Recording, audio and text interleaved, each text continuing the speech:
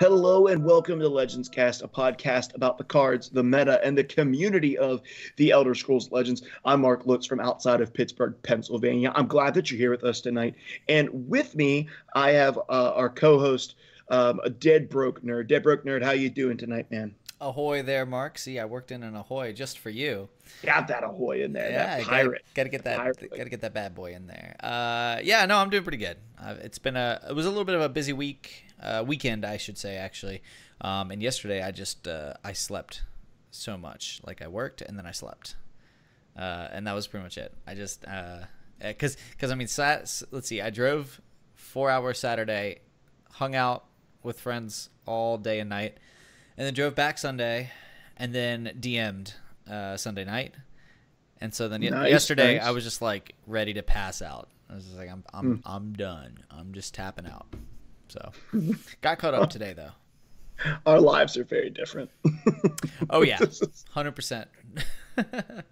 It's like I literally just like I got home from work at the escape room, and I literally just was like, I'm not even gonna turn the TV on.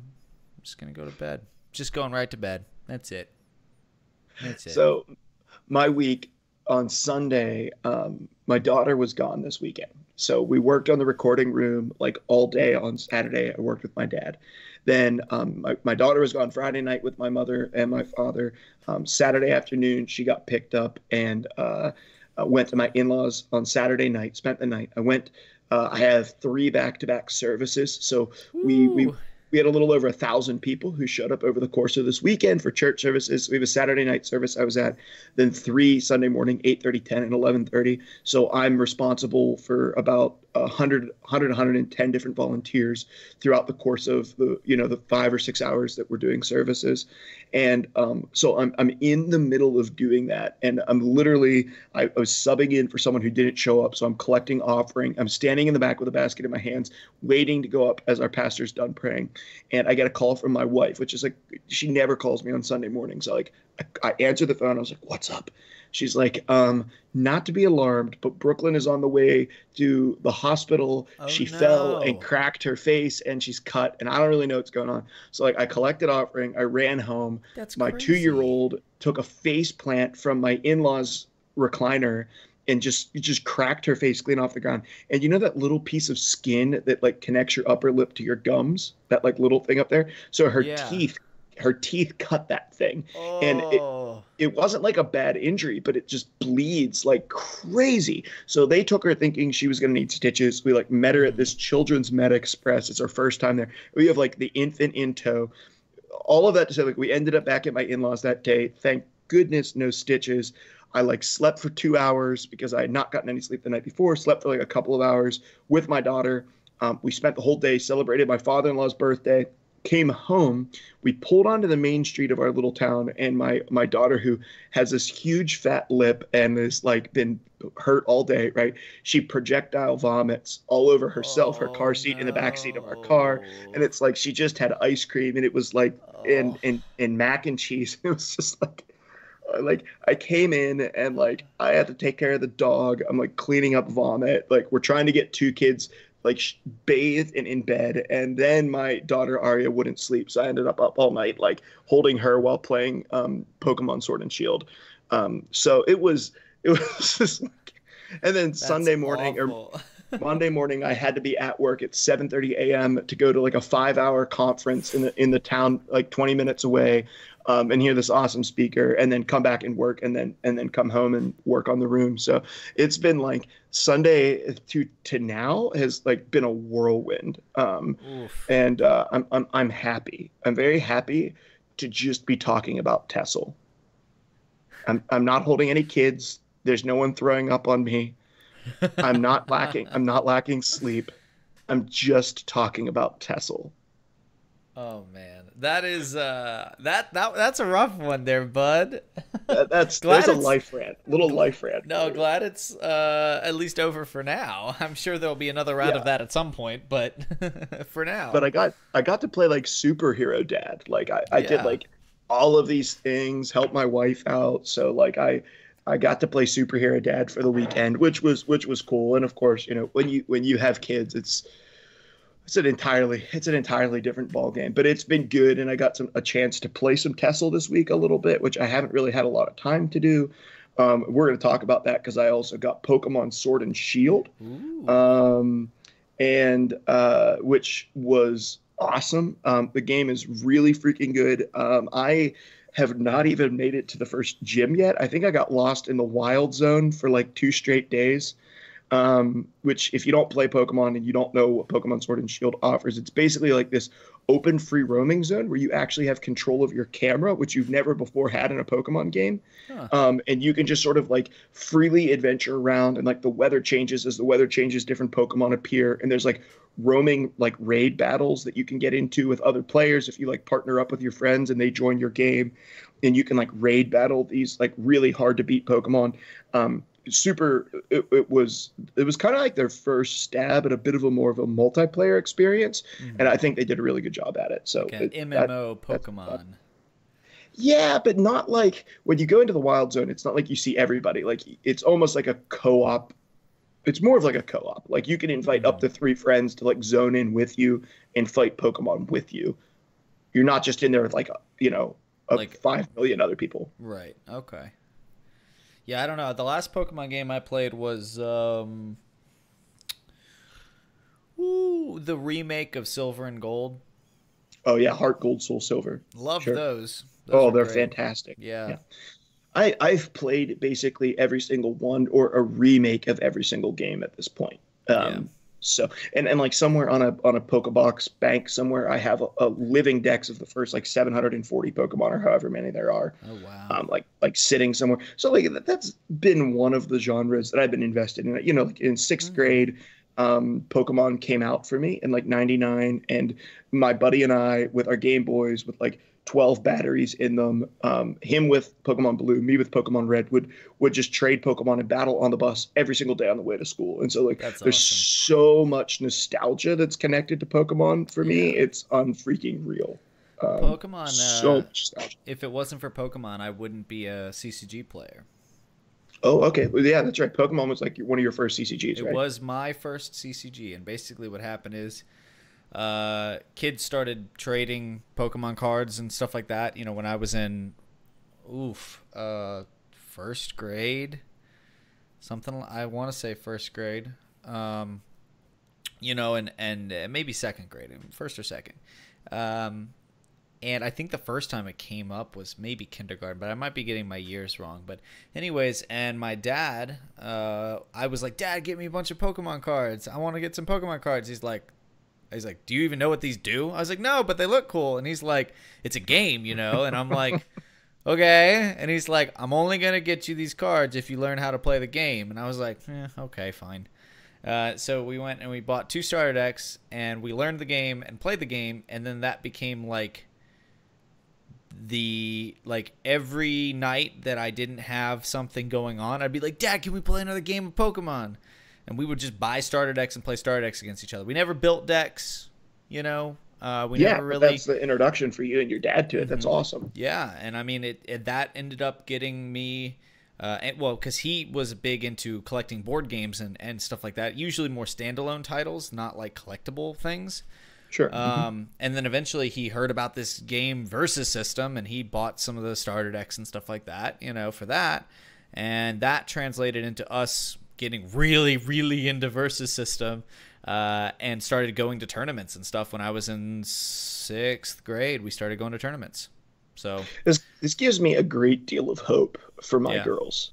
A great deal of hope for my girls. Yeah. So real quickly, because this isn't really Tessel related, but it is a part of my week, I thought it might be beneficial to talk a little bit about Legends of Runeterra. Yeah. And the reason being is I got access to this past weekend's, release or sort of like, testing for Legends of Runeterra, in which I think the goal was that you were supposed to test their new arena format, but I didn't play the arena format.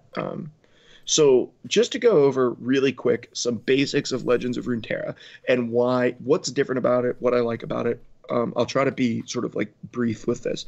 So Legends of Runeterra is certainly a game. It's out of the League of Legends universe, so it's made by Riot Games. You're going to see a lot of the characters from League of Legends in it.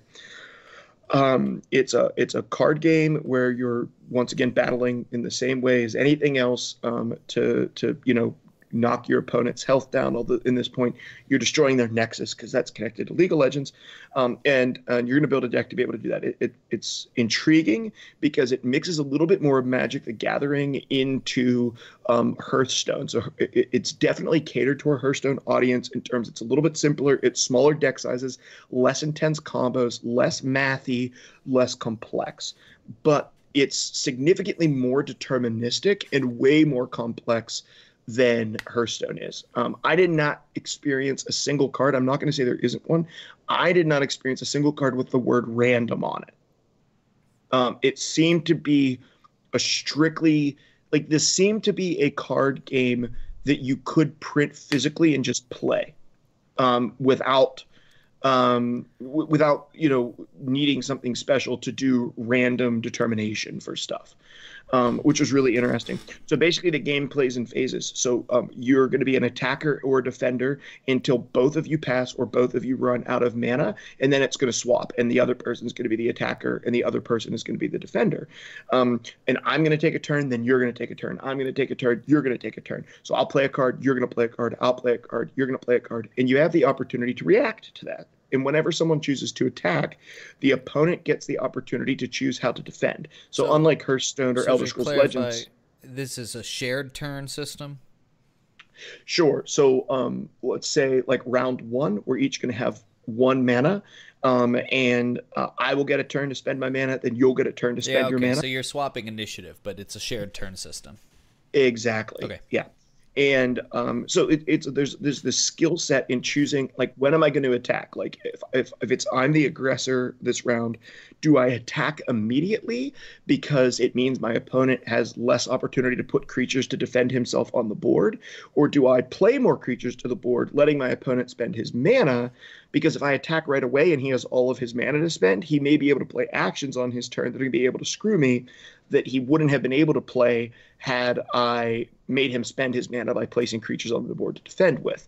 And when I attack, they're going to get to choose how to defend. So they get to position their defenders. So it creates a little bit more of a, like, the attacker doesn't have priority when you choose trades. The defender has the priority when you choose trades, which is very similar to Magic the Gathering, which creates sometimes a little bit more of a, it's a little bit more board centric. At the same time, there's a little bit more of a stalemate in the board centricity there, because like sometimes I don't want to attack because I really, this creature could be good and I want it to attack your other creature, but you're just going to defend with the one I don't want you to defend with and kill my creature, if that makes sense. The other really, really interesting thing about the game is there is a spell mana system. So basically on your turn, if you do not spend all of your mana, it gets stored as spell mana and gets put into a bank. And you can have up to 3 mana stored. So if you go turn 1, I don't use my mana, it becomes spell mana. Turn 2, I now have 2 regular mana and 1 spell mana that I can spend on spells. So I can cast 3 cost spells on my second turn. If I pass again, I get 2 more spell mana, filling it, and on turn 3, I'd have 3 regular mana and 3 spell mana, allowing me to cast a 6 cost removal spell against your aggro deck when I wasted my first 2 rounds. So in place of a rune system and a prophecy system, they have this spell mana system, which allows you to more efficiently take care of the board of an aggressive deck if you're playing control. But after you spend that spell mana, it's gone, and it spends out of there first whenever you cast any spell. You don't get to choose where it comes from. It always comes out of your spell mana pool first. So was super, super intriguing, because I thought, like, wow, this is really going to make aggro decks strong. Control decks are really going to suffer. That doesn't seem to be the case in this game. I didn't get a chance to explore a ton. I played a lot of it over the weekend. I played a Hecarim Zed deck. So there's 6 different factions, and you can combine 2 factions into a deck, and you can put up to 6 heroes in a deck. And each of the heroes has a prerequisite. When you reach that prerequisite, they level up and become more powerful. And you make a 40-card deck, and you can have up to 3 copies of every card in your deck. So you can have, if you have 6 heroes, you can have 3. I had 3 Hecarims and 3 Zeds in my deck, for example. Then I had a bunch of other 3-ofs in my deck with My deck had the goal of summoning a bunch of ghosts to the board and going face basically towards the middle of the game. It was sort of like a aggressive mid-range combo deck. It was interesting. Um, I don't know. I don't know that there's enough there yet that it would hold my interest over a long period of time. Right. But there's a lot to explore there. There was a lot of heroes I didn't have. In getting early access, they give you a big stack of wild cards in every rarity. It doesn't seem like it's going to be a really expensive game to play. They have a really good reward system. Like you level up and you choose one of the 6 factions, and every bit of experience you get levels you up in that faction, unlocks cards and packs focused on that faction. So you can do that with all 6 factions over time. So you can like get all the rewards in the game for the 6 different factions. They have daily quests. They have these weekly chests that you sort of build a bulk of experience over the course of the week. And the more experience you build, the better your chest is at the end of the week. That was pretty cool. So, like I said, I really dug it. It's definitely going to be something that I'm going to be playing once it formally comes out in 2020. Definitely something I think it's worth checking out, especially if you liked Hearthstone, but sort of got fed up with the direction of Hearthstone and the randomness of Hearthstone. This game reminded me a lot of Hearthstone without much of the randomness of it, Well, for that's sure. good. Do they have a mobile client yet, or is that? That's going to come out with the formal launch. So the beginning of 2020 is the closed beta, and that's for a whole new grouping of people. You can get it off a Twitch drop by watching a streamer streaming it if you connect your Riot account. And anybody who's already gone access to it. And then later in 2020, there'll be the formal launch of the game with the full gambit of everything, and it will have a mobile client at that time. But initially, it's going to be PC only. All right. Well, that's cool. I think a mobile client is something that like you kind of have to have in this age for digital card games. I will say, just this is something I've been thinking about, and I've actually talked with my roommate a few times about it. Do you ever miss games launching without these ridiculous open beta 6 months of, by the time the game actually launches, nobody cares anymore? You know what I mean? Like, Yes.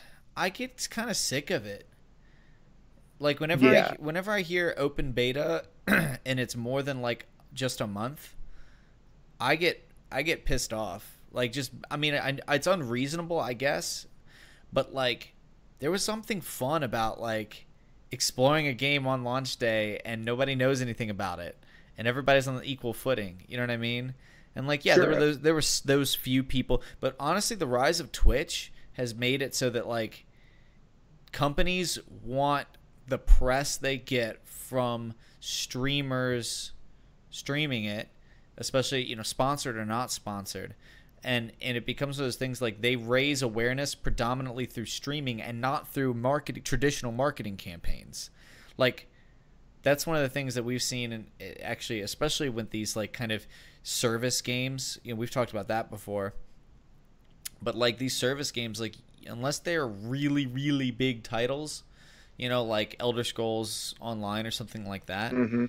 we just don't see traditional marketing campaigns anywhere near the level that we used to, because the main way they get information distributed as well as just like word of mouth is through the streaming community, which they can only facilitate if they open up the game for an extended period of time, which means by the time that it actually launches, everything. If you're someone like us, really the beta is actually the launch, and then and then some people can't get access to it on time, and I'm getting sick of it, man. I can't Sure. I mean, concisely put together the sentiment, but I'm sure what they're thinking, right, is that people are like people who are serious gamers at this point, right? They don't even watch TV.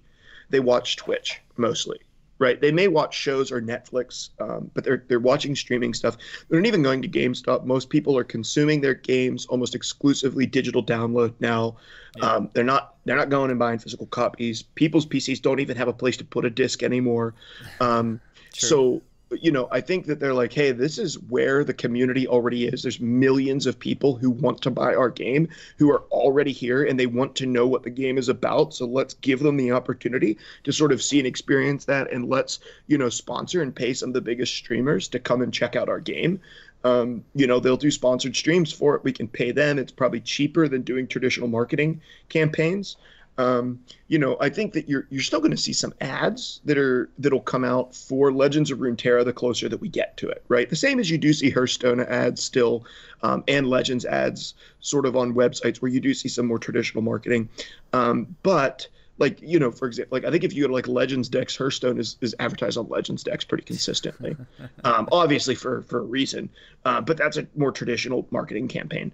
But I do think it's ridiculous, right? Fortnite was in open beta for the first year of its existence. Well, and honestly, this kind of, I don't want to say it officially started with, but one of the first big games to do that was Dota 2, which was in beta for a year and a half. Or more, and by the time it actually went officially launched, right? The game had international tournaments with millions of dollars in beta. You know what I mean? Sure, beta isn't beta anymore. It's a soft launch. You know what I mean? Sure, it's almost as if just launch the game in beta. You know what I mean? Just launch the game when you're ready to put it in beta and say, we're launching this. We're really excited to, keep improving the game. I don't know, man. It kills a lot of the hype for me, and you just miss that idea of, man, I'm excited to play this game. And I love that, the exploration thing is big for me. I love playing Dark Souls games and things like that on the day they come out. Right? Because nobody knows anything. Nobody knows what's good. Nobody has optimized builds yet. Nobody knows where all the secret items are. And you just get this raw wonderment of man, everything you're doing could be, revolutionary. And even though it probably isn't, there's that fun feeling of oh gosh, am I discovering something super dope here? And of course, when you have these extended, closed betas and open betas, by the time open beta happens, there will already be a meta.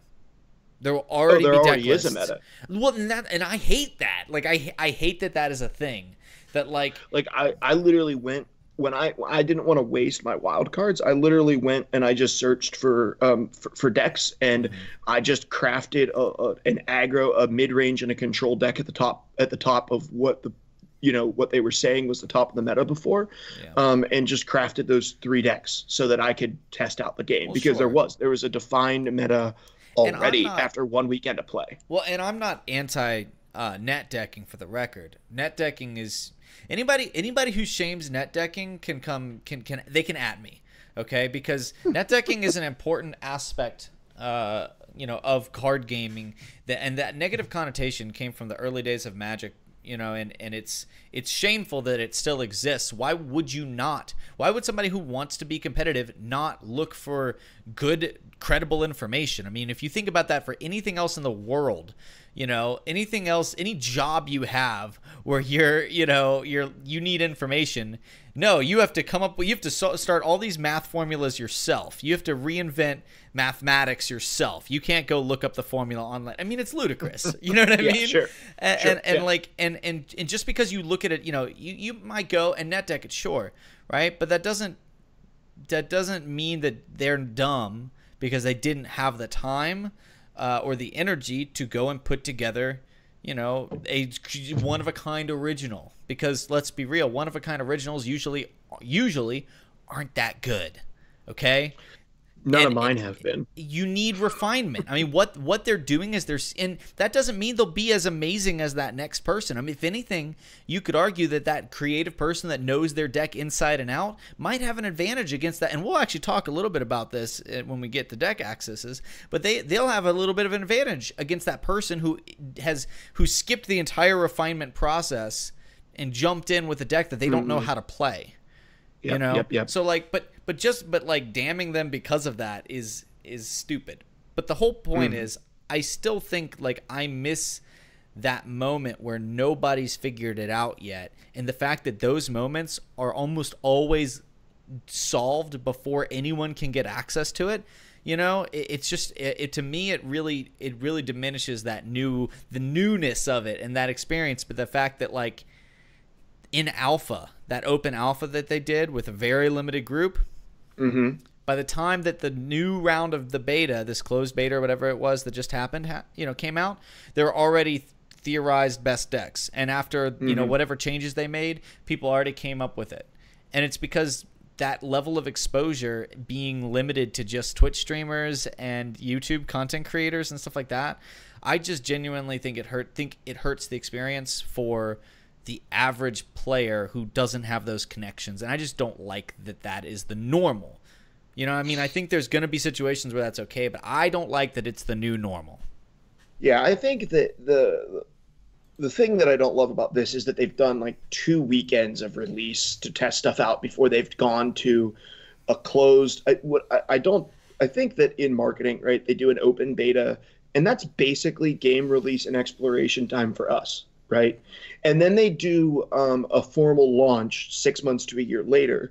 And that's exploration time for people who don't consume any content about it and open up the App Store once every 3 weeks on their phone and look for something new to play.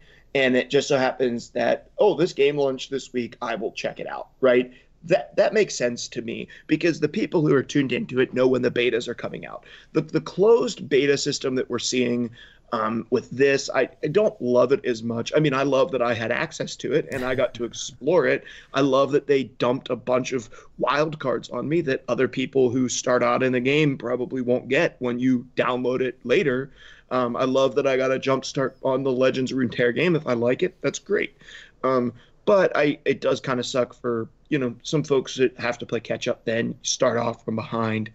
Luckily it's a smaller card pool because it's a new game. But it won't stay small for long. There's a ton of content for them to explore. There's a ton of content for that. I mean, they only have four heroes in 6 areas, like 24 different heroes. I don't even know how many. There's probably like 70 heroes in League of Legends now. Yeah, I downloaded it and looked at it, and I scrolled and scrolled and scrolled and scrolled, and I mean, I'm used to it. Dota has 115 or whatever. I don't know anymore. So there's insane amount of new factions 100%. For them to introduce new cards. There's lots and lots of room. And Riot has the money to be able to pour into it if it's popular to make it happen. And they have the money to make a prize pool. They have the money to pour into it even if it's not popular. That's true. That's very true. But I think that it will probably be successful. After I've played it, I'm like, this would not replace Legends for me. Right? I would play this with Legends, but this wouldn't replace Legends. It does not itch the same place in my brain that Legends does. It doesn't engage me intellectually in the same way. Granted, I don't love the way that Legends is engaging me intellectually right now. I find it to be boring. I find that a lot of games I queue into, I would like to concede just because I don't want to play against those cards again. I'm not in a good place for Legends right now. But Legends, when I am enjoying it, it is a different level of strategy that's there than what I will ever get from Legends of Runeterra. Although I think what Legends of Runeterra does is what Hearthstone does much, much better. I think it's what it does better. I officially quit Hearthstone like 2 weeks ago. I just said, you know what? Hands up, I just don't play until an expansion comes out, and then I pay $50, for an expansion to get some of the cards, and then I don't get any of the cards I want, and there's no way to get the cards I want. And I said, you know what? Hearthstone is a money vortex that is unfair to its players. It's also supported by Blizzard, which I'm not happy with at the moment. And the bottom line is, I'm done. I'm done trying. I used to be huge into Hearthstone. I loved it, and I love it still for that nostalgia factor to an extent. I mean, if I didn't play Hearthstone, I wouldn't be playing Tesla. That's a pretty common story, right? But sure. I'm just like, you know what? Hands up. I'm done with it. I just can't. I can't justify it. I don't ever say I want to play Hearthstone. When I sit down on my computer, I might say, okay, I've got some time to kill before work, or I'm back. I've got some time before I want to go to bed. What do I want to play? Sometimes I'll look at Tesla and boot it up. Sometimes I'll look at Mythgard and boot it up. Sometimes I'll get Dota Underlords and I'll boot that up.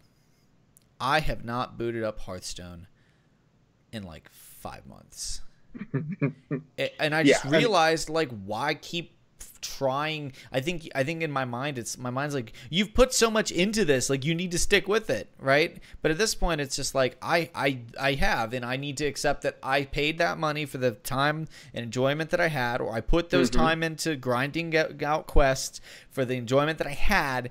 It does not guarantee my commitment going forward, even though I have all these. Maybe I can sell my account. That's not a thing, is it? You're not supposed to. Not a legal thing. Okay, I'm not gonna do that. And I can't confirm or deny if I did that with mine. Right. Really, really cheap. Because I just didn't want the temptation to go back to it. It's like burning the boats, right? Like, I don't know. There's an explorer who burned all of his explorer's boats. I don't know. It's kind of what you got to do with Hearthstone. That's what I had to do with World of Warcraft. You got to burn the boats. The one cool thing about Legends of Runeterra is the artwork is just like a little bit friendlier, and the games are pretty freaking short. Like, they are not long games. I have to say the board is very pretty to look at. Like, oh my gosh. It was soothing. Yes. I was looking at the board and I was like, this is a pretty board. I could get behind looking at this for 100 games. Yes. The board is pretty. The voice lines are funny. The artwork is friendly. There's a lot of that Hearthstone like sort of emanates the gameplay, because the artwork. I'm done on Hearthstone. Elder Scrolls Legends, because Legends is a relatively serious game, and the artwork is relatively serious, and the music is serious. The boards are serious. Like, it puts you in that place. Legends of Runeterra is friendlier and it's playful. Like, there's an element of it that it's playful, and the games are really short. Like, the games you don't feel like you lacked gameplay, but it's not common for them to go longer than 10 or 12 rounds. Right. Well, I've said even if you're playing Control. I've said this about Hearthstone for a long, long time, which is the best thing about Hearthstone is the peripheral art and voice lines, and playing Hearthstone and playing a card, dragging a card onto the board is fun. That simple, like, it's the same reason why like the loot box mechanics in Overwatch, right? I mean, they were like, people were analyzing them from a psychology perspective, which is, why people spend a bunch of money on loot boxes. And part of that is that they hire psychologists to come in and say, make this visually and auditorially stimulating and exciting and fun. And that's what Hearthstone does really, really well. The voice lines are hilarious. My buddies and I still quote some of the older Hearthstone voice lines and stuff like that. I mean, the leper gnome, dude, I loved that card, right? Sure. And it's they are fun to play, and the boards are fun and creative, and you have the little clickables and stuff like that. But yeah, and I looked at Runeterra when I didn't really pay very close attention, to be completely honest, because I didn't know the rules and I didn't really know what I was looking at. But I looked at it and I said, you know what?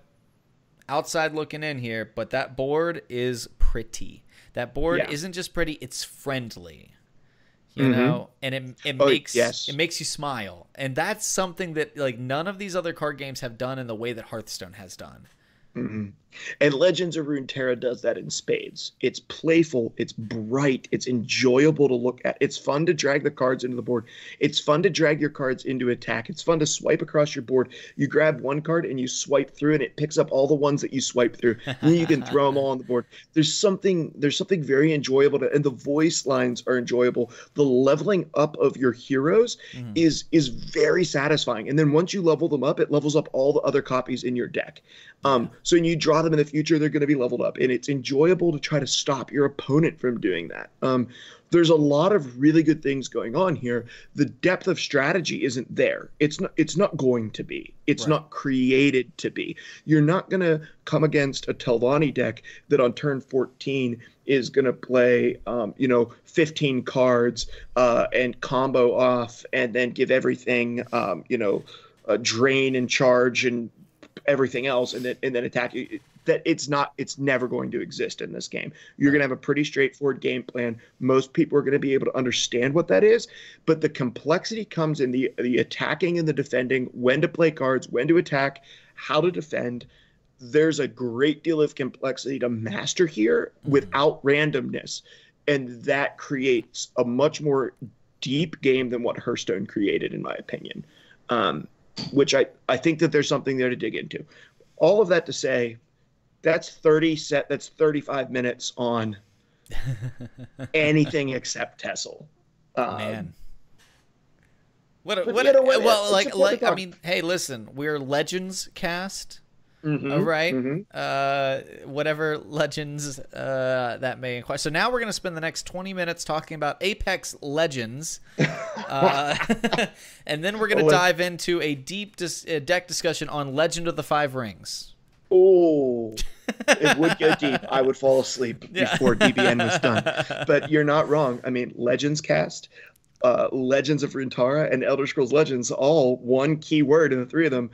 Maybe sometime in 2020, you're going to see in every other episode on a couple different games if we get into it enough. There might be the opportunity there. But I don't know about you, man. You want to jump into some news here about what's going on in Legends? If only to say that I haven't been paying attention to any news. I hear there's rumors floating around that we might get a balance patch in the next 2 weeks or so. I mean, I think it's not anything that CVH has said or anything, but based on trends, saying, okay, we might see something in the next 2 weeks. I just saw a couple people talking about they are expecting one to be rolled out at some point. So I don't know how much validity there is to that, but I don't know. I haven't played enough to really know what needs to be nerfed or buffed or anything. Yeah, I played a little bit this week. Got to play against a lot of Guildsworn. I hate Guildsworn. Yeah. Well, the hard part is you don't know whether you're playing against an aggressive token, a combo invade, a tempo invade, or a rage control. Yeah, or I mean, there's proactive controls, there's reactive controls. There's like what Ian Bits amused me by calling removal pile Guildsworn. Just all the removal, just everything that says removes enemy things, put into a deck. Yeah, I mean, there's just so many ways to play Guildsworn, and I don't like Guildsworn. So we did get a confirmation here inside of chat. Slides. I'm not going to even try to pronounce your name. We got a confirmation that CVH did confirm on stream, the Legend stream this week, that they are working on a fix. So that probably means some more adjustments to cards coming down the pike. Don't know exactly what that's going to be, but that is news. That's news. Yeah, cool. I mean, again, like, what's getting fixed? I'm throwing all of my, all of my ethos out the window here. Nobody should listen to me because I haven't played enough to know what the problem is. But I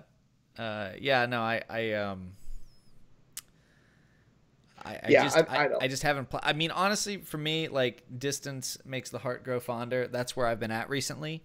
Every time I boot it up and play, I have fun.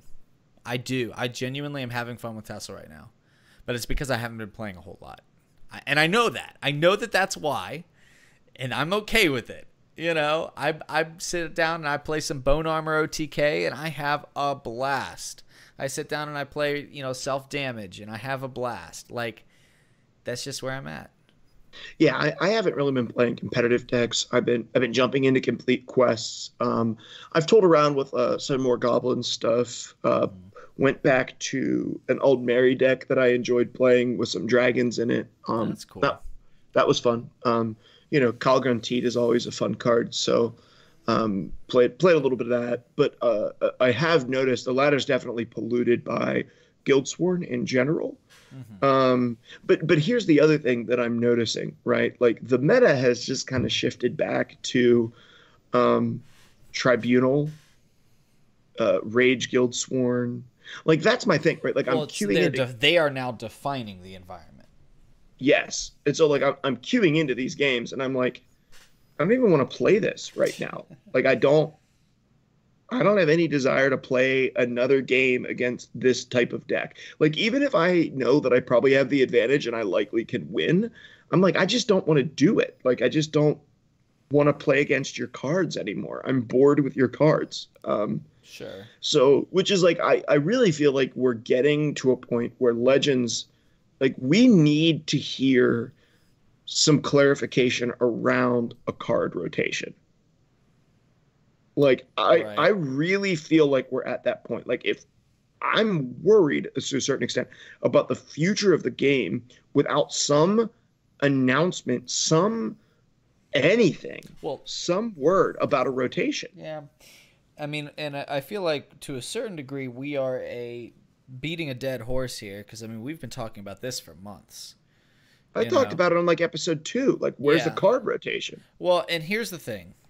I've seen some discussion on Twitter where people were like, not again, none of this is from CVH or anyone involved with Sparky Pants of Bethesda, but they're saying Tessel may not ever do a rotation because rotation has been negatively received from the kind of like wider player base, not the competitive player base, not the player base of streamers and content creators, but from the wider player base of like, you know, the average person who just plays on their phone, right? So the 50 to 75%, you know, of the player base, which really doesn't pay attention to anything outside, they might get to rank 5 every month, right?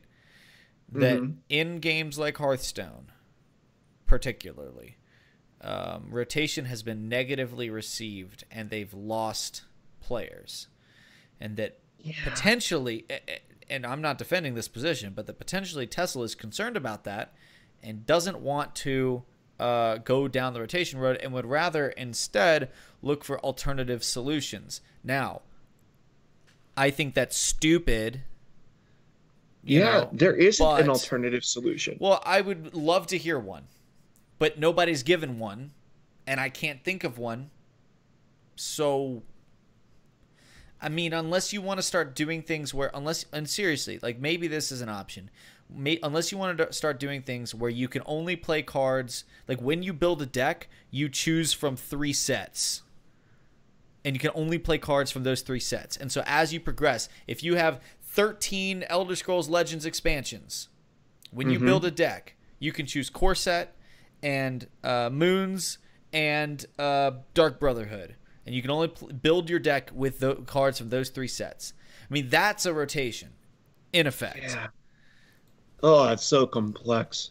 I mean, is it? I mean, I don't know. Again, that literally just came to my head, right? But something, Oh, yeah, I mean, yeah, you yeah, could yeah. look at something, but I think their biggest concern isn't complexity. I mean, people that stick around and play Tesla clearly don't have issues with complexity, right? But their issue instead is with the fact that they don't want to lose cards that they perceive themselves to have paid or invested time or money in, right? Yeah. And you're taking away something that I own. That's the mentality there. And I know because I originally, when Hearthstone had its first rotation, I was kind of bummed out. I was like, what? But I really like my Ragnaros and Sylvanas and, you know, whatever. Well, those are actually core set cards that got killed. Yeah, those But were Hall of Fame. yeah, Those were Hall Hall of of Fame Famers, cards. which I'm still bummed about. But I really liked Ragnaros a lot. Die Insect was one of my favorite things. Just I would scream it along with him, you know. But Well, things like that. yeah, listen. I get that. I get that you don't want to lose the player base, but it's like, I don't. This is a really bad. This is a really bad analogy, but like, if my 2-year-old daughter goes out to the driveway and she wants to swallow gravel, um, and she's really, really upset with me because she's not allowed to swallow the gravel. It is not responsible of me as her father to say, honey, I'm going to let you swallow gravel because it's what you want the most, right? It's because I know that when she swallows the gravel, she's not going to be happy with her life later that day, right? Because she swallowed gravel, and that's what birds do, not what humans do. And it's like, okay, sure, like you can choose not to do a rotation because a bunch of people who give you a certain amount of money but aren't heavily invested in this game think that they would have bad feelings about it. but they will have significantly worse feelings later when they try to poop gravel because you didn't give them a card rotation. And like that's like I'm like, okay, you don't just give people what they want. As a leader, you give people what they need even if they don't know what they need. And I honestly cannot imagine a game being successful without a card rotation. And it's just like Yeah. Well, okay. All right. I don't All right. maybe that's too critical. No, well, okay. So first off, hilarious analogy.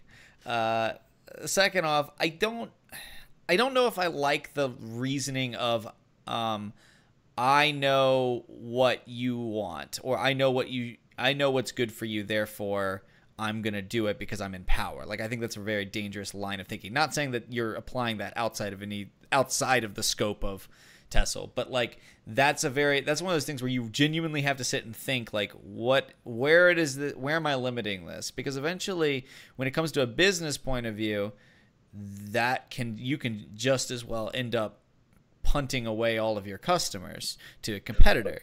You know what I mean? That's because fair. like when you start playing, Big Brother Bethesda, right, and telling everyone what's good for them, if they don't feel like that's good for them, that's even worse than doing nothing. You know what I mean? And so, I mean, when everybody has that spark of hope that they're going to get what they want, a lot of them will hang in there. And I think we've seen that with the Tesla community. The Tesla community has been abundantly patient for lots of things, and shouldn't have had to be put in that position. I agree.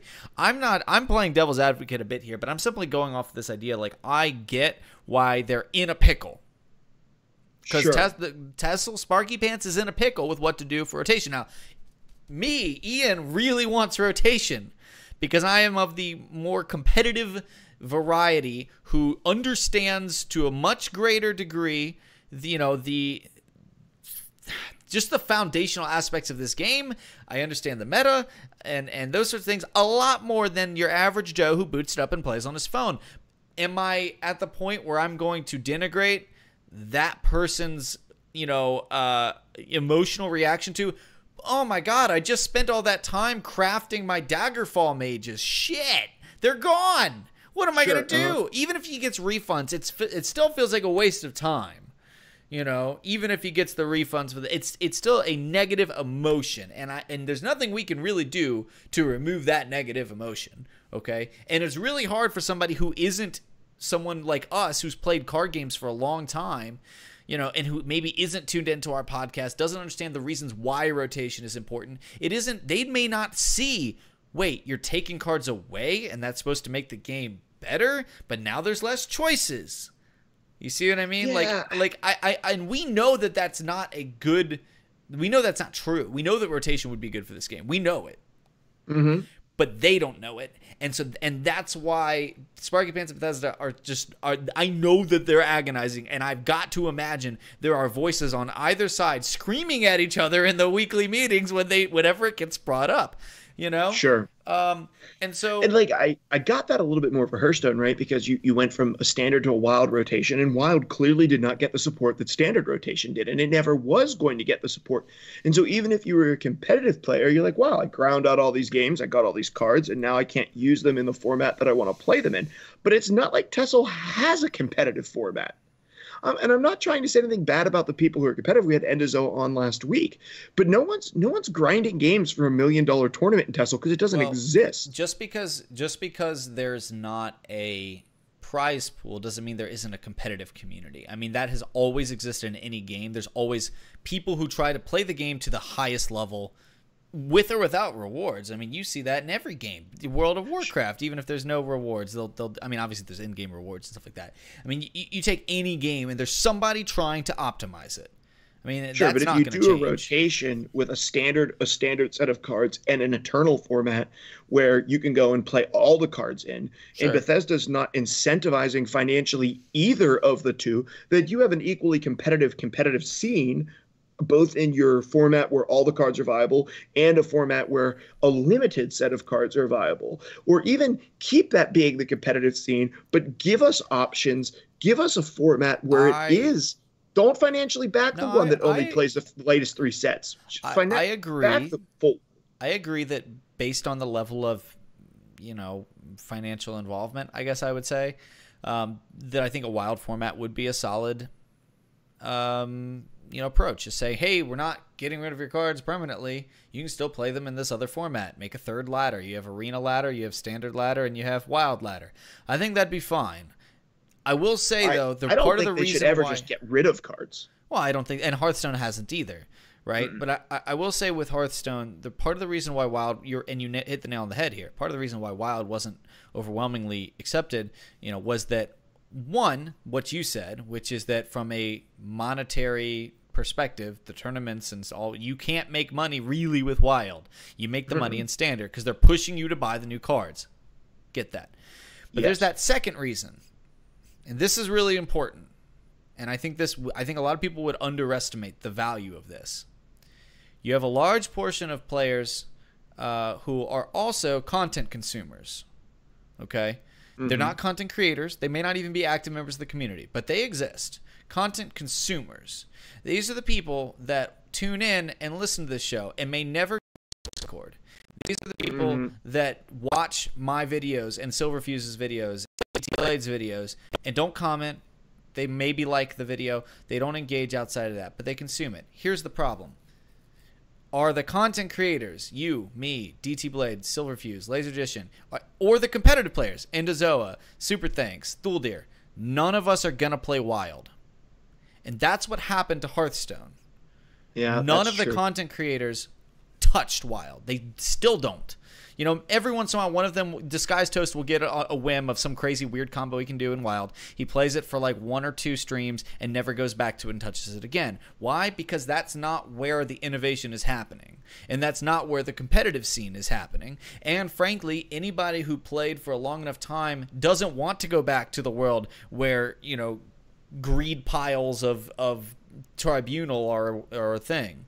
Nobody wants to go back to the 75 cards of good stuff. Right? We are sick of it. We're the ones who wanted the rotation. Why are we going to spend our time in Wild? And therefore, the consumers are going to say, wait, I thought Wild was a thing. Does nobody touch Wild? And it either makes them frustrated because they're like, well, I want to see Wild content because that's what I have cards for. Or 2, it makes them say, oh, I can't play Wild. Nobody else plays Wild. I'm not cool if I play Wild. Like all the cool kids play Standard. Like that's a herd mentality there, Yeah, I don't disagree. And if they do a rotation with an Eternal format and keep a Standard format, you're right. Those of us who play the game seriously are not going to play in that Eternal format very often because, quite frankly, we're sick of it and we don't want to. And we know what's healthy for the game. I do agree with the fact that I agree with the fact that you don't really want the big brother, I'm controlling everything and I'm going to tell you what you want. But I do think as Bethesda and as Sparky Pants, you do have to step out and say, listen, I know this isn't what's popular right now for a bulk or for a portion of our community, but we do know what's best for our game. And we want to do what is best for our game because we know what will happen 2 years down the road. For the people who say they don't want this, we know what they're going to be saying 2 years down the road when there are only players left. Yeah. And they're now leaving because they also don't want to play against Ice Storm anymore. And, because realistically, the people who are saying, I don't want to play against Ice Storm anymore because I've been grinding hundreds and hundreds and thousands of games, the people who are grinding a tenth of that in 10 months from now are going to be saying the same things because they will have grinded the same amount of games against the same amount of cards. They just haven't grinded the games that are necessary that competitive and serious players have yet. And I'm nothing against the casual player, nothing against the guy who plays it on the phone. That's how I started playing Legends. Yeah. I played Legends in between Hearthstone expansions just to check out and see what was happening when I got bored with Hearthstone.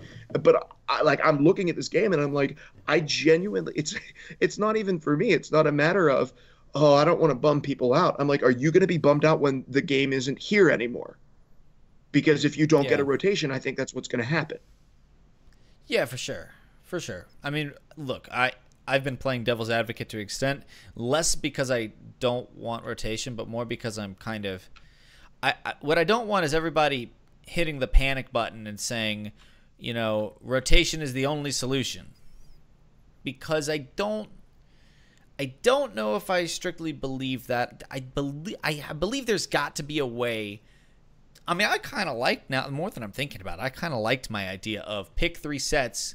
You can build a deck out of any cards from those 3 sets, or whatever. You can make the number 4. I don't care, right? Sure. But then if you want to play a lunar build, you have to play moons, which means you have to forfeit Alliance War. If you're going to run core and moons and Dark Brotherhood, you're forfeiting the Barrowstalker from Clockwork. You're forfeiting your whatever from Skyrim. And so, like, I think that could be interesting to kind of mitigate the insanely optimized best 75 cards in the format builds that I honestly think that's the bigger problem. I mean, anybody that complains about tricolor, I think largely, not entirely, but largely is actually feeling frustrated with the fact that a tricolor deck does not feel the inherent restriction of having to run more cards, because they can run 75 absolutely gangbusters cards and open themselves up to even more degenerate combos than a 50 card deck, albeit with slightly reduced consistency. But the idea of having to run bad cards to fill in the 75 card deck, or maybe not even bad cards, but like suboptimal cards, is not there. They have redundancy across 3 colors. They have redundancy at every slot to get exactly what they want.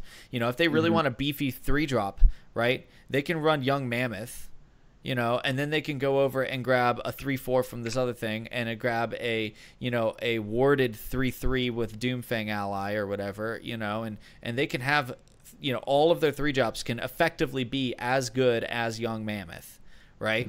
Or at least provide the same role that Young Mammoth is providing if they want to do that, right? And so, and not to mention, of course, the fact that control decks can now just cherry pick the best of this. I'll take one of these, and I'll take one of these, and I'll take one of these, right? Because there's that many good things, that inherent, I think, design intention of 75 cards, you're going to have to include some suboptimal things, or maybe some higher, less or some more risky cards that are not as good in as many situations. That's gone. So what people are feeling when they complain about tricolor is really just as valid in 50 card decks. It's just in 75 card decks you see it, whereas in 50 card decks you have to make really tough choices about what do I cut, and then it's okay, well, they're sacrificing a little bit of this for this other thing. And 75 card decks, you look at that and you say, oh my gosh, there's no bad card in here. This idea of having to run 25 extra cards is more of a benefit than it is a liability at this point. And it's not tricolor, it's the card pool's too big. Well, it's 2 things, right? It's a combination of the fact that the card pool is too big, and we have a strictly linear, uninterrupted mana curve. Right, you have a perfect mana curve, and so consistency it diminishes in importance when you have that uninterrupted mana curve. But you're right, it's a card pool issue. I was playing Legends of Runeterra. Obviously, it has a very small card pool right now. I was playing aggro, and I was I literally can't make a 40 card deck. I have to make a suboptimal 40 card deck, and it was kind of cool. I was okay, what is the best of these not good cards that I can play to play aggro, because I can't just play strictly aggro cards. I got to play some cards that probably don't belong in aggro, but I don't really have any other options to put them in here because I have a small card pool, and that can be frustrating because you don't have the options available to you. But at the same time, it forced me to be a little bit creative, and I enjoyed that aspect of it. That was a little bit refreshing to me. If you think about aggro these days, no one ever will play a 2/2 stat line. No, it will not see play unless it's named. You will never ever play a card that has worse than a 5 stat distribution. A 2/3 or a 3/2. You'll never play anything that is worse than that unless its name is Wordcrafter or Shrieking Harpy. Or maybe some turn 1s, right? Well, I'm saying at the 2 drop. At 2, sure. Right, it has to have a absolutely ridiculous effect, like Shrieking Harpy does, and like Wordcrafter does. Because when you think about Wordcrafter, it actually is at minimum a 4/1. 4/1, yeah. Or really a 4/2. It's a It's really, not even that. Yeah, I mean, it's it's really, like 4 infinite life on the first one. yeah, exactly. I mean, like, and so like Wardcrafter is actually insane stat lines. And if you really want to think about it this way, you could even argue that Shrieking Harpy is a 2/1, that says save yourself any amount of life that you want, or protect any protect the life of any creature you want, right? Like, I mean, yeah, like so I mean, you've got Mournhold Trader, which is this beacon of amazing aggro. And then you're also running, like, you also have your choice of, like, Wily Kivas if you're in yellow, Slinking Jackals. Slinking Jackals sees play. I mean, I'll admit I underrated that. Yeah, you've got the Brotherhood Suspect, which I really love that card. I really like it. I mean, it's just at the point now. I mean, Surin Pawnbroker is getting cut now. It's just crazy. Yeah. I mean, I wouldn't do it, but some people do. Yeah, it's crazy. And I'm finding, like, in aggro right now in this game, if you are not exploding on the board in turn 1, you're too slow to play aggro. I mean, 1-drops are seeing an insane increase. First off, 1-drops have been getting steadily buffed. I'm gonna toot my own horn here a minute. I wrote an article over a year ago talking about the state of 1-drops in Elder Scrolls Legends on Team Rank Star's page. It was actually the first article I wrote for Team Rank Star before I was a member. And in it, I talked about the 1-drops that are played and why none of the other 1-drops are played. And since that time, we've seen steadily an increase in the play of 1-drops because we've been steadily seeing an increase in the power level of 1-drops to be able to compete with 2-drops. And that's the important thing, because the ring naturally warps this idea. If I play a 1-drop and its name is not Crown Quartermaster, like, it's not trading into anything, right? Your opponent plays a 2-drop. Skirmisher. Well, I'm saying back then. Oh, back then. Yeah, that's true. If you didn't play Crown Quartermaster and then if you played Crown Quartermaster and they played a 2-drop, you can trade into it with the dagger, but it screws up your mana curve for the next turn, right? But because you're not establishing 2-drop, you're instead playing a dagger to trade with the 2-drop. But the good news with Quartermaster is obviously you can hold the dagger for later, so you don't even have to do that if you don't want to. But now we see Dust Eater Skirmisher. We see Brotherhood Suspect, which admittedly doesn't necessarily kill the creature in the trade, but it does survive the trade. Right? Sure, yeah. And we see Dust Eater Skirmisher trades up. I mean, heck, sometimes into your 3-drop, often into your 3-drop, actually. And we see the 1-mana 2/2, the Dominion Oathman, see play every once in a while, especially in hyper aggro assassin builds, because it just basically says 1-mana 2/2 that immediately deals 2 damage. It's worth it. Right? And then the Midnight Trespasser. The Midnight Trespasser we see play sometimes because even though on 1 it's understated, it can come in and be overstated for 1 later, like in the mid game. So I mean, that the point is 1-drops are they're improving the potency of 1-drops with the intent of they're not seeing play. They're basically irrelevant, and now that they're relevant, aggro has sped up so much. Whether that's a good thing or bad thing, you tell me, but it has. It's the reality. It's really, really, really, and it almost has to, right? Because a control has so many options right now that if you're not exploding onto the board on turn 1 and playing heavily aggressive on turn 1, you cannot race control decks right now.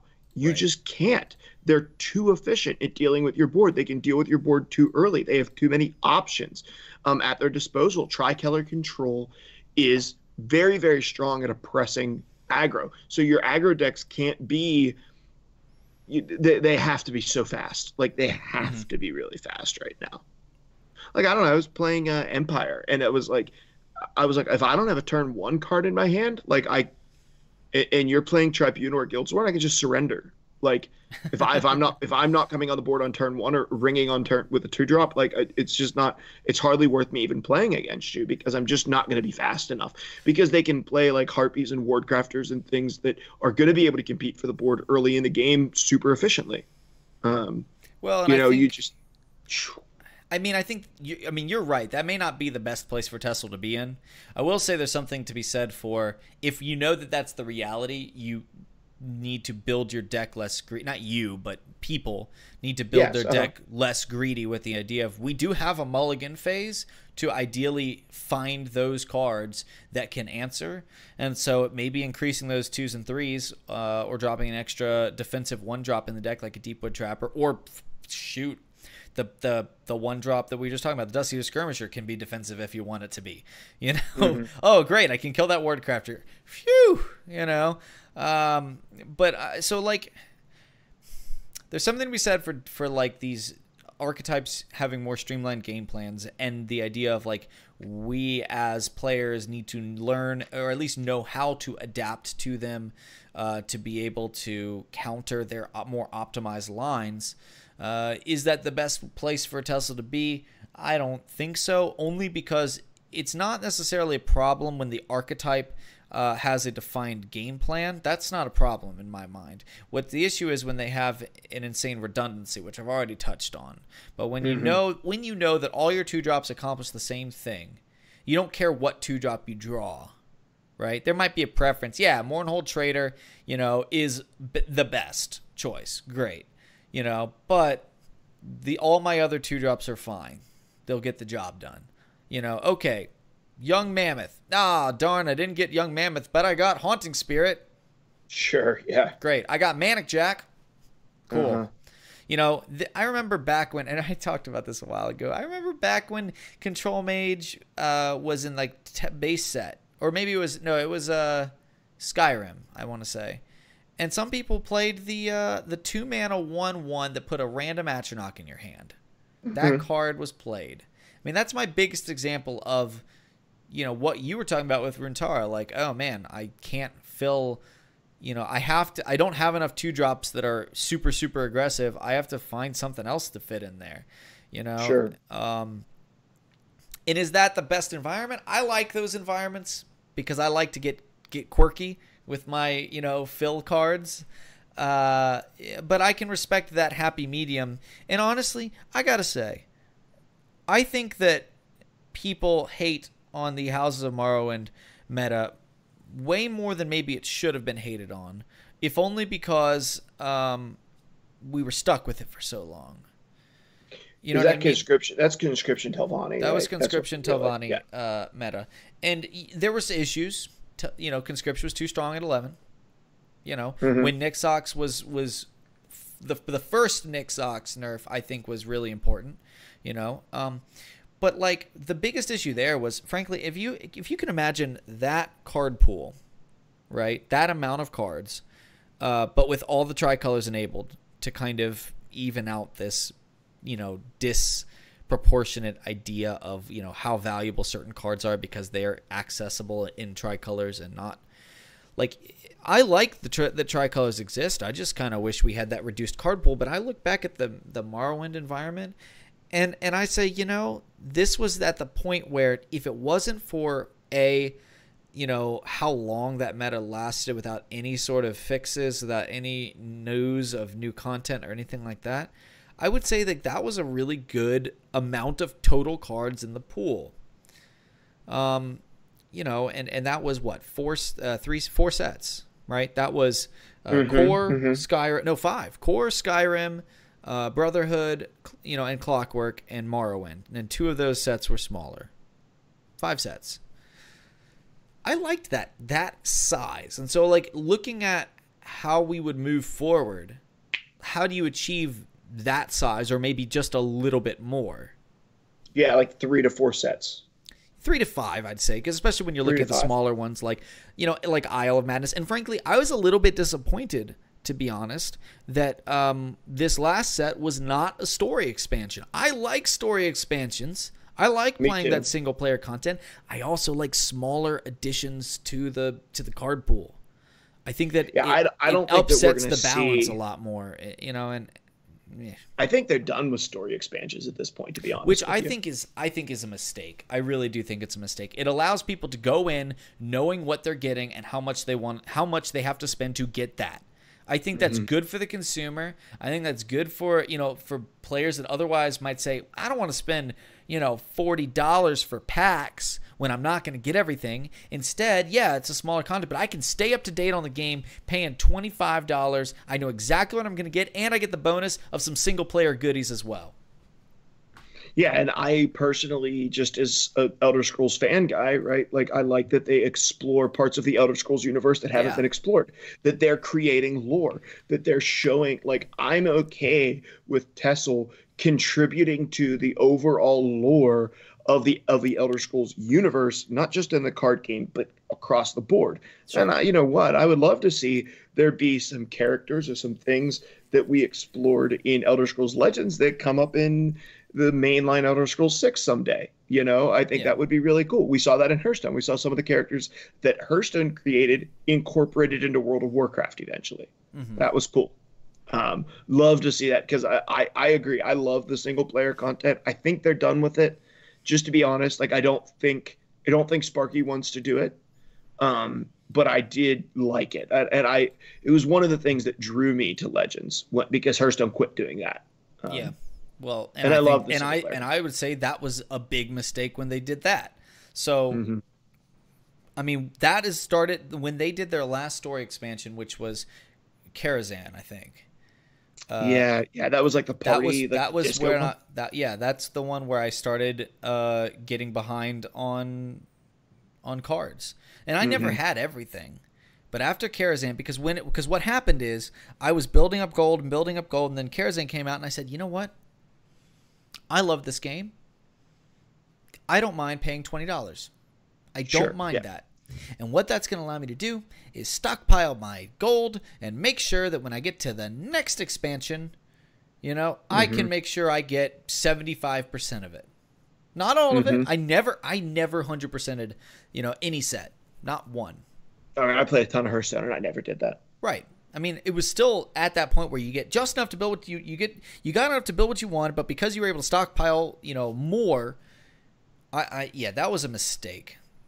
Getting rid of, and I mean, they're paying for it right now. They are bleeding players, you know, and it doesn't help. The whole, you know, Blitzchung thing doesn't help at all, you know, but like, even without that, they've been bleeding players for a while. They're way less relevant than they ever have been.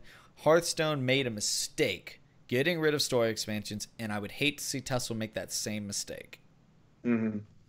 So this episode has been about a wide variety of things, but it's more of like talking about the state of the game, I think. But we do want to talk a little bit of strategy, so let's jump into a quick strategy segment now.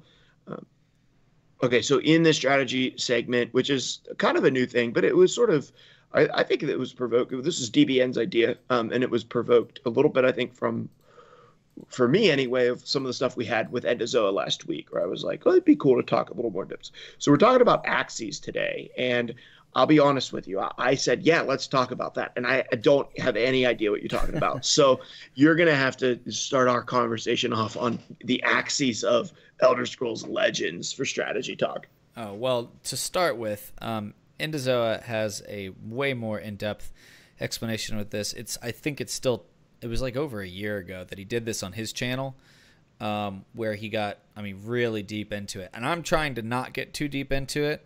Sure. I'm just we're going to talk about two axes. Axes. Okay. I don't know what the plural of axis is. Axipie.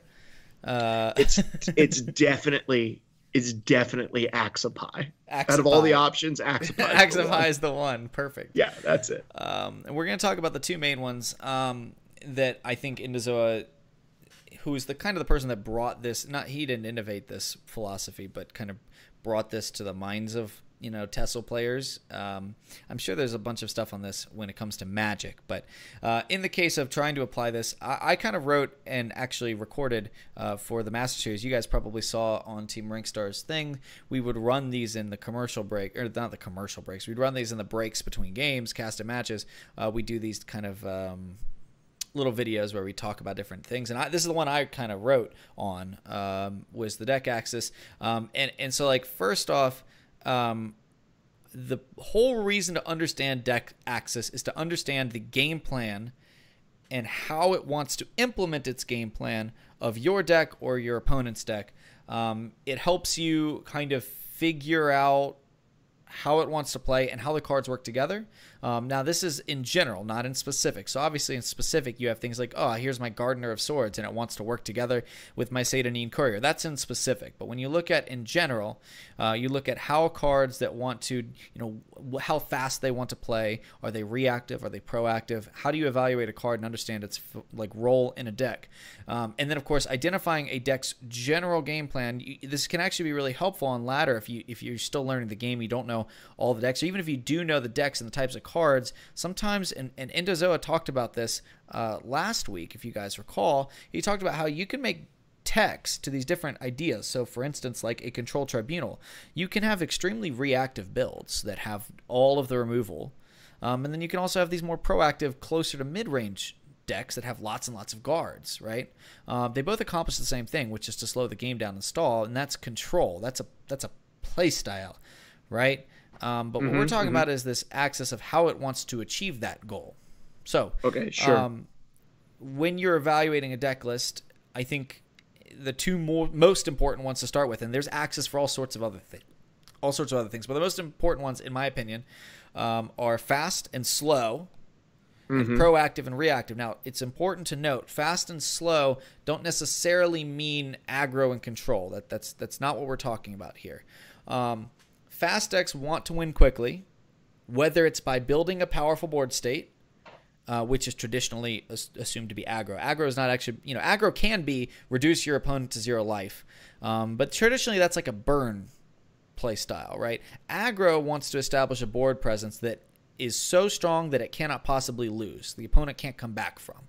That's actually how aggro wins. That's why you take certain trades that you wouldn't normally trade with, right? If you're only going face, right, that's not necessarily what aggro wants to do. Aggro is this idea of building that board state so that, okay, if I take this trade, now I keep a creature and my opponent doesn't keep a creature. And so they play another creature, and now I play 2 more creatures and take another favorable trade, whether it's with a Cloud Rest. All of a sudden, they cannot come back onto the board. And of course, cards like Debilitate and Ice Storm exist to mitigate that, right?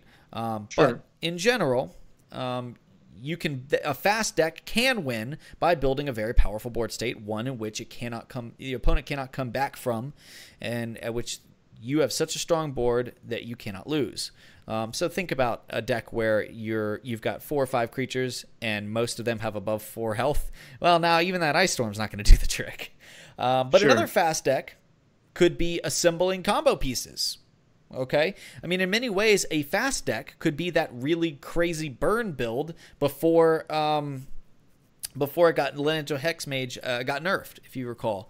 That Burn Assassin build was pretty fast. I mean, it wasn't the fastest if you put it on a sliding scale. And again, we're talking about an axis. We're not talking about is it one thing or another. It's how far on that scale are we, right? Sure. But a deck that wants to assemble combo pieces as fast as humanly possible, that's a fast deck, versus a deck that wants to slow the game down while it assembles combo pieces. They're both combo, but they're achieving that at a different pace. Okay.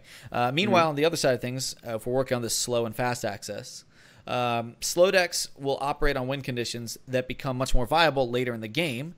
For control, a lot of time that's simply run the opponent out of cards, right? That can be a control win condition, is run the opponent out of cards. Another controlling win condition, and I'm separating slow and control, even though control is almost always slow.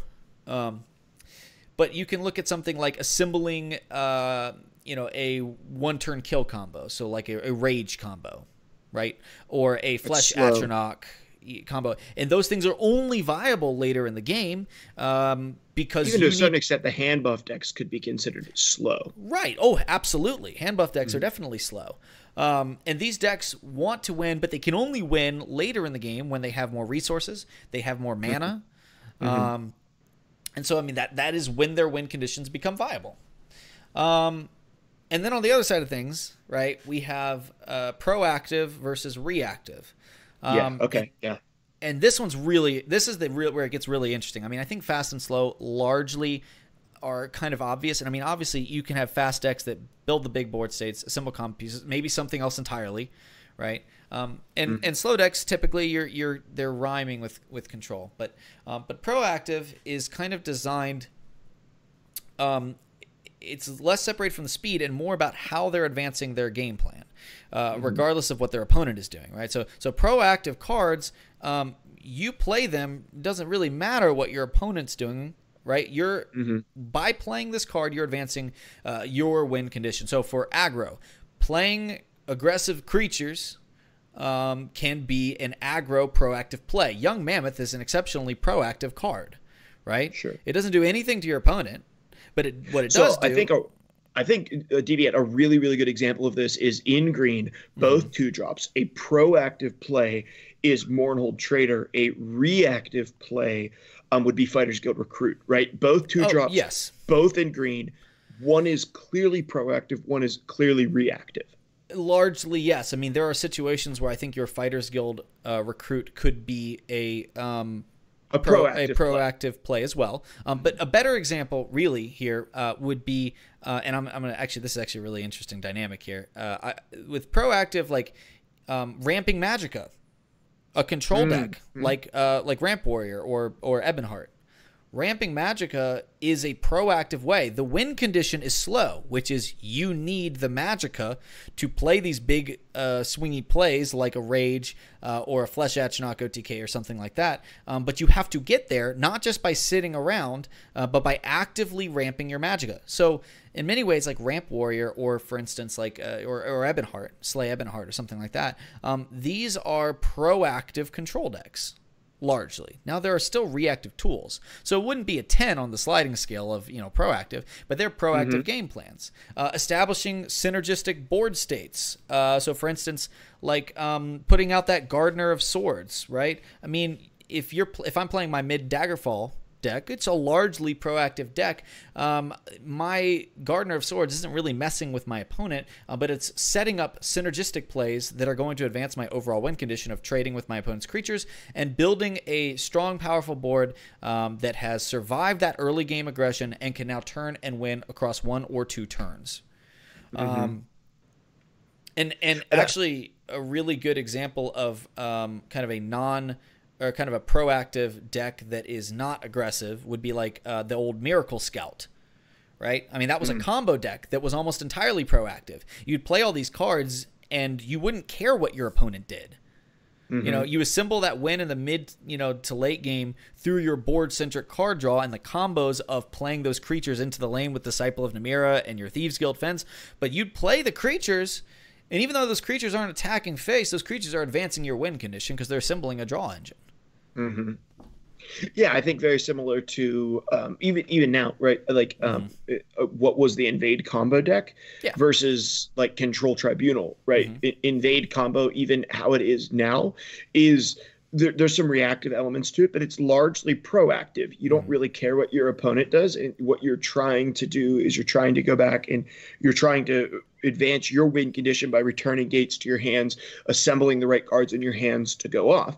Whereas Tribunal, I control Tribunal, I'm waiting for you to do something so that I can stop you from doing it until there's nothing left to stop you to do, right? That's how I'm going to win. I'm going to stop everything that you're doing until there's nothing left for me to stop, and that's how I win the game. Right. So like reactive cards, which you're kind of touching on. So like these are cards that like actively respond to your opponent's threats. So a Channeled Storm is a reactive card. Okay, it's not. There's very few situations where a Channeled Storm is advancing your win condition. I guess if you're running the Dragon Knight, the 3-mana 2/2 Dragon Knight, maybe then that's advancing your win condition. But a Channeled Storm is a reactive card, disrupting your enemy's desired game plan through effects that destroy or shackle or silence. These are reactive effects. A great example of an aggressive reactive deck, now not entirely, but Tempo Assassin. Tempo Assassin traditionally has been an aggressive deck that features a wide array of reactive tools despite its fast game plan, right? So you're looking at Shrieking Harpies, Sanctuary Pets, you've got Giant Snakes. These are all cards that slow down what your opponent wants to do, namely their ability to play proactively and remove your things. especially when it comes to board switches. So Tempo Assassin has always been that kind of interesting niche deck, and I think Indo really kind of brought it to the forefront. But it's the deck that it's the aggro killer. Aggro wants to play all these proactive threats and assemble that scary board state.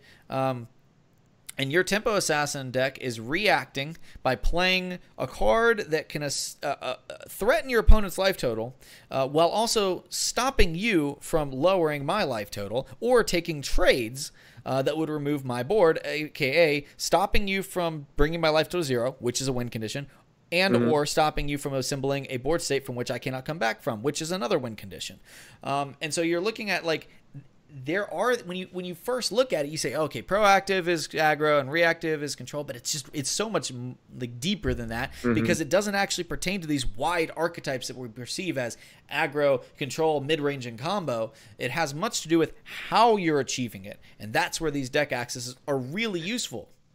Sure, and I think that in that, right, cards like Shrieking Harpy and Wardcrafter are very strong because it works on both sides of that axis, right?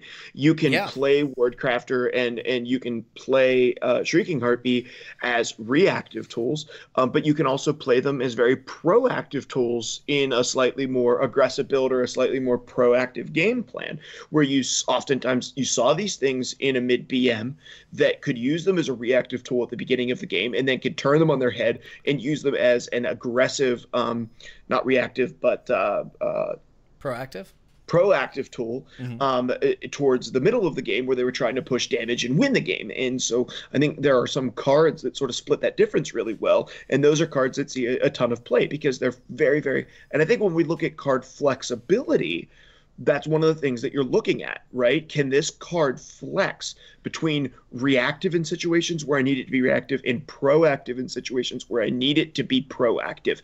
And I think that flexible cards typically sort of split the difference of these axes and can do both of those things really well. Well, right. And so like all decks are going to fall somewhere on the axes, and mid-range decks often sit in the middle because by nature they blend these reactive early game cards, things that can stem that aggressive tide, with more proactive mid and late game cards. So for instance, you know, in like mid-range blue decks, right, you might see a Cunning Ally. Cunning Ally is, well, in an interesting fashion, it does establish a creature in a proactive body. It's just a 3/3, but more importantly, it feeds you a firebolt, right? You have a Shrieking Harpy, that's reactive, right? You might have an Earthbone Spinner or something, and that would be, you know, reactive, right? And then in the late game, you have your Belligerent Giant, which is another card that, in an interesting fashion, can be both reactive and proactive. Or Vigilant Giants, Mighty Conjurings, Alfiq Conjurers. These are proactive threats that are intended to win the game against control because of their resilient stat lines in the mid to late game. So you have those early game reactive cards and those proactive mid to late game cards. So that's why you see mid range is really lives up to its name. I think one of these other axes that we see in the game too is the difference between tempo and value, which we've talked about before, right? Yeah. Is it a card that's just raw stats, the most powerful thing that you could put down on the board for the maximum magicka that you can use on it, then you're playing a tempo card. If you're playing a card that maybe sacrifices stats but is going to give you a benefit, whether that is adding a new card to your hand or tricking something on the board. So Wardcrafter is a bad example because it's kind of both. It can be high value and it can be tempo. So like Cloud Rest Illusionist. So like Cloud Rest Illusionist on its own without the effect is actually somewhat of a lower tempo play, right? But if you're generating that higher value, and that's where we're talking about, like, it may not sit at the full value. I mean, when you're looking at a value only card, you're looking at something like Old Namira's Shrine. Right. Sure. I'm not getting anything out of it. Or Mundus Stone. Right. Mundus Stone is so low tempo, and really doesn't give you that. Yeah, some value. Don't play Mundus Stone, guys. I hate to be that guy. You can play it if you want, but But you should. It takes so long for that card to pay off its loss of tempo. You're looking at things, and that's another thing when you're looking at like value versus, tempo versus value, which I think may not be a perfect analogy, but a useful one nonetheless. There might be a better word to use. but the idea of tempo versus value, I'm gonna roll with it because I like it. If you look at that and you say, okay, I'm evaluating this card, you also have to look at how often you can get that fuller value. So, for instance, Cloud Rust Illusionist is a pretty safe card to play because, yeah, if the opponent has nothing on the board and you have to tempo out a Cloud Rust Illusionist, it's a 4/3, but it's fairly easy to use its effect. It's easy to get its value of that -4 because most decks will play a creature at some point, plus it has Prophecy. So it's a fairly safe high value, lower tempo card. When you're looking at a card like Namira Shrine, you have to say at what point in the game. I mean, Namira Shrine's not even a good example because it's bad now. But let's talk old Namira Shrine. At what point in the game? Sure, that was playing 3 cards to draw one. Right. At what point in the game do I have the time? Right. Tempo, time. At what point in the game do I have the time to play 4 mana that does nothing for me?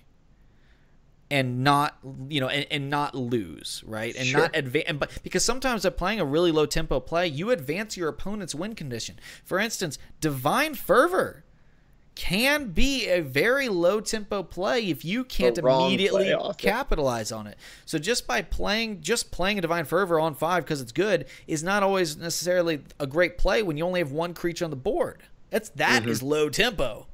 Yeah, at that point, I've lost games like that on multiple occasions where I was playing tokens and I was like, I only have 2 guys on the board. I have this. I could put out 2 creatures right now or 3 creatures right now, or I could play Fervor. I'm just going to play Fervor so it's done and I have it on the board. I lose the game because of that. They remove the 2 creatures I have. I never regain board because I played something so low tempo. They were able to take the board from me. Right. I mean, you can look at basically most cards that say draw a card are a lower tempo play. If there's there's an up tempo card that draws cards without some sort of downside, it's usually overpowered, and so you don't see it. So, for instance, like the best example of a higher, of a decent tempo card that also draws you cards is like Corner Club Gambler, but it has a cost associated to it as well. Right, which is why Corner Club Gambler isn't ridiculously overpowered. If Corner Club Gambler just said, start of your next turn, draw 2 cards, I mean, it would be broken, right? And so you'll see things like, or for instance, if something is understated, it can be a lower tempo play. Even though you're playing it right away and getting some value from it, a great example would be Blood Crazed Daedroth. Blood Crazed Daedroth is a 3-mana 3/2. That's pretty bad average stat distribution for a 3-drop. If you consider average stat distribution, for those who aren't familiar, is the idea that you take your cost and double it and then split those stats up. So a 3-drop's average stat distribution should add its health and attack to be 6. So a 3-mana 3/3 is extremely average stat distribution. 3-mana 3/4, like a Discerning Thief, is above average stat distribution. Yep. That's all. I was just informing people on that. Okay. I'm sorry. Yes. So what I was thinking was, I think one of the sets that played off of this really well was our lunar cards, right? So I think a really good example to see this in one card is the Khajiit in Endurance. That is a 3-mana 2/2 silence a creature, which is going to be your value play, or a 3-mana 4/4, which is going to be your tempo play, right? The tempo is just raw stats on the board, the most you can get on the turn for the mana you play it. The other one is I'm going to sacrifice stats, not do as much on the board, but I'm going to go ahead and I'm going to silence a creature, so I'm going to get more value out of this by silencing something on your board. That's kind of, I think that Wax Wayne really played off of that. Most of them, like even Queen's Captain, right? The tempo play is the 8-mana 4/4 kill a creature. The value play is the 8-mana 4/4 draw 2 cards. I'm going longer in the game by drawing the 2. I'm immediately gaining board presence by killing a creature and playing a 4/4 the other way. And I think that that's what Wax Wayne really played off of, was that axis of tempo versus value, which you do have going on. The important thing is when you're deck building is to look at that and say, okay, what is my game plan here? Am I playing tempo? Well, if I am, then Mournhold Trader goes in my deck, and very likely Fighter's Guild Recruit doesn't. If I'm playing more value, how much value can I play? Because the more value you play, the greedier your deck gets, the harder it gets to pull off what you're doing when you come up against a tempo deck that is going to try to play the best stuff at the right time. Right, and that's where like you'll hear the word greed thrown around. It really has to do with that balance between, a good tempo play and a a more value centric play. So I mean, a great example is when we watched the Master Series qualifiers, we started off with the first week. We were pretty much overwhelmed by the potency of Rage Ebonheart. That was pre-nerf. And then we saw over the next couple weeks, especially the second qualifier, I believe, we saw a lot more Rage Ebonheart. But what was interesting is that some of these Rage Ebonhearts were teched greedier, higher value, with the idea of, okay, if the standard is a more honest, I'll say honest, as in designed to handle a wider range of matchups, right? With less value plays, better tempo plays, plays that can, it comes down to, playing honest. Okay, I'm playing against the mid-range. Do I have tools that can deal with it? Playing against the aggro, do I have tools that can deal with it? And we saw these greedier builds thin down those, higher tempo plays and devote more resources into either higher value plays or extended synergistic plays. And so those decks that were greedier, had those higher values, were able to oftentimes close out games against the more I'll say it again, more honest Rage Ebonheart. And then what happened in a very interesting fashion is that over the next 2 weeks, the third and fourth qualifier, we saw people understanding, okay, well, if Rage Ebonheart is the standard, right? And greedy Rage Ebonheart is becoming the standard, then we can have these higher tempo lists of our aggro. Our aggro can be can have less reactive tools and be much more proactive and just try to win the game before they can do anything, because the redundancy of their early game reactive plays was reduced in order to strengthen those higher value mid and late game plays. Which, it's just fascinating to see that back and forth at that competitive scene. And again, I'll just say that's what I really loved about having a competitive season of like a month and a half, 2 months, where people are reacting to what they saw the week before. That was cool. We should have another one of those. Oh, we should. Maybe, what? You're right. It would be really cool if we did those twice a year. Man, twice a year. That a revolutionary really concept. We should really do that. Yeah. Man, could you imagine like a decent prize pool with 2 Masters Series a year for those? Like how healthy that would be for the community. I just can't even think of who came up with that. I've heard that somewhere. I don't know. It can't have been us. That's for sure. Who are we? It doesn't sound like something that we would think of. No, just a bunch of schmucks here. We're just learning deck access, for the love of God. Yeah, anyway, I think that gives people a lot to chew on. When you're going to construct your next deck, thinking about those decks, thinking about fast, thinking about slow, thinking about value, thinking about tempo. What was the other axis that we talked about? Fast, reactive, slow, proactive, fast, slow, reactive, tempo, value. And the other thing that's really useful with these is start watching your opponent when they're playing their first 3 to 4 turns and start picking up, okay, was that a fast play or was that a slow play? Was that a proactive play or a reactive play? Because really what we do as consistent ladder players, we learn the popular decks, right? But sometimes you get those decks that they're not meta. That's not a popular list, some Rage Archer list or something like that, or Dragon Archer, or an aggro Telvanni, right? And you have to be able to pick up on those things early on in the game. So if you see that weird, oh, it's Telvanni, and wait, that's a Mournhold Trader. That should send off bells in your head. You want to, even if you think you know what you're playing against, even if you know the meta really well, that next step is taking what you learned from the deck axis and being able to analyze the individual cards that are being played to try to construct this idea of what their game plan and how they want to accomplish it is before they execute it and potentially beat you.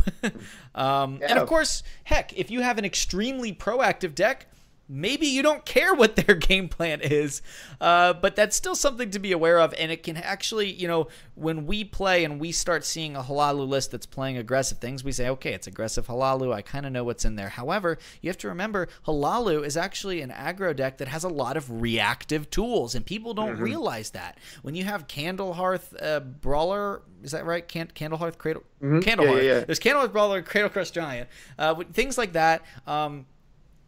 Cloud Rest Illusionists, you start seeing Shining Saint, right? You have these more, reactive plays that an aggro deck can actually kind of start chipping away at another aggro deck's game plan to the point where, and they have so much cards, they have a lot of value, like Crusader's Assault. East March Crusader. So they have some plays that can be, even heck, there's some of them like East March is actually fairly up tempo. And so you just have to be wary of that. And understanding that, okay, I'm playing against a more Halalu can be more reactive than a lot of other aggro decks. Again, it's a deck that was designed and built and taken to be able to handle other aggro decks, more proactive aggro decks like a warrior list. Halalu would typically have favorable matchups there. So that's just stuff to be aware of, and it can really help you as you start taking your game to the next level and saying, I'm seeing this deck, what are they playing? Even if I don't know the meta, I can still put together an idea of how they want to play. Are they slower, faster, proactive, reactive, tempo, or value? Brings us back around, right, it brings us back around really full circle in saying that, like, one of the frustrating parts with the big card pool that we have is it's not easy to determine that, because you go up against a Guildsworn and you don't know any of those axes. You don't know any of them until they start playing cards. You cannot mulligan for any of those axes because you have no idea what you're playing against. Because Guildsworn as a class can play any of them. But that is probably one of the elements of surprise, and why, like that aggro Telvanni could pull a couple of games, because people are mulliganing for you to be maybe a slow, reactive deck and value generating deck, and you're playing proactive tempo, aggression. That's partly where, like, mulliganing doesn't really factor into this idea of figuring out what your opponent is doing on ladder. And typically I almost always advise people, I say, listen, if you're playing on ladder and you're looking to mulligan, you can look at their class, you can kind of take that, say, what is the scariest thing for my deck that can be played out of that class. That's where you take it. That's that next step, is saying, okay, I'm playing against Telvanni. I'm not scared of aggro Telvanni. I am scared of conscription control Telvanni. So therefore I should mulligan for that. And if it's not conscription control Telvanni, well, hopefully it's not as good. It's not as bad of a situation. Alternatively, if you're playing a very proactive deck, you could just hold your hand over that corner, right there. Just hold your hand over it. Don't even look at it. Mulligan for the 2-drop that you want. Mulligan for a 2-drop. That's almost always the rule of thumb, is find a 2-drop and then think about it. You know what I mean? Find the 2-drop and then think. And that's actually, and actually I want to say this one more thing, because I was thinking about this earlier today as I was kind of like pulling a couple notes on the deck access thing together. I see so many people, newer players, who put together aggro lists and struggle. And, to different degrees of complaining, or frustrated because they can't get wins, right? And I empathize, because, first off, aggro is, in my opinion, outside of some controls, or some combos, aggro is the hardest thing to play optimally. It's got a decently low skill floor, but a very high skill ceiling, in my opinion. Now, some aggros are different, but a lot of the aggro builds that you'll be directed towards as a newer player are proactive decks, okay? And what that means is they're fast and they're proactive. So what you need to do is understand that what I'm trying to do is not to go face and allow my opponent to get value trades. Okay, sometimes you want to be getting your value trades. It also means that you don't want to be trading into something that doesn't threaten you or doesn't threaten your ability to win the game. So, for instance, I see a lot of newer players try to they're building into field lane, and then their opponent plays something with a decent attack stat in Shadow, and they say, I have to go to Shadow and contest it. No, you don't. Not necessarily. I also see a lot of players play some things out field lane, start going face, and say, oh, my opponent just played a creature that can trade into one of my creatures. I'm just going to go face. I'm going to just be a face hunter, like in old Hearthstone. And they don't take that value trade. And if you think about it, if you leave if creature 1 can trade into your opponent's 1 creature, and creature 2 will die to your opponent's 1 creature, yeah, you could get that damage from creature 1 and creature 2 in right now. But let's say you just take creature 2 into the face, and you trade with creature 1, and your creature lives and theirs doesn't. Now you have 2 creatures, And then 2 creatures, they're going to go into the face on the next turn, so you're actually keeping that amount of damage, plus whatever you invest this turn. I don't know why I went to that accent, but darn it, it was... I mean, it's one of those things that, like, I just see... I see the mistakes a lot, and it's... And I understand where the difficulty can come in because you've got the 2 lanes and you see so many people say, oh my god, I'm building field lane and my opponent just threw something over in the shadow lane. A lot of the times when you're playing an aggro deck, if your opponent is playing aggro or mid-range and they're playing into shadow, they're usually losing, right? Yes. You should be happy that you saw that happen. If you see them flee to the shadow lane, it means you're doing something right and you need to not panic and understand your game plan. I need to build a board that my opponent cannot screw with. My opponent, start playing some items to buff your creature's defenses up to 4 so that you won't die to Ice Storm. Right? I mean, if Ice Storm is the single biggest concern for, an aggro deck if you don't win in the first 5 turns, start, picking where you want to put those buffs so that they survive that Ice Storm. That's just something I wanted to kind of talk about is that, like, understand what your deck is, how your deck is trying to win. You hear aggro, you hear fast, but it doesn't necessarily mean face is the place. And just because you have a couple, ways to deal with your opponent's creatures doesn't mean you always play those reactive cards just because your opponent put something out there. Remember, your life total, it's not like in real life where if somebody takes out, a fifth of your total life, it means you're losing an arm. Okay? That's a resource. Especially as aggro, your life total is a resource, and if you start looking at the board and doing the math and saying, I don't care if my opponent gets a 6 damage in, because as long as I don't play my thing over there, I'm getting 12 damage in. And you just doing that simple math, and you can kind of like estimate in your head. You don't have to add it all up every single turn. Understand that game plan. Understand that sometimes you just want to play those fast and proactive plays in field lane. And make the favorable trades. Don't allow your opponent to make the trades in favor of them just because you're getting 3 more damage. Like usually the win condition is not take your opponent to 0 as fast as possible. It is build a board state your opponent cannot come back from. Yep. Well, that was great. That was great. Those are some really good thoughts, taking your game to the next level. Why don't you say, let's go ahead and let's start working on getting out of here. I have a couple of thoughts to share from Mark's final thoughts.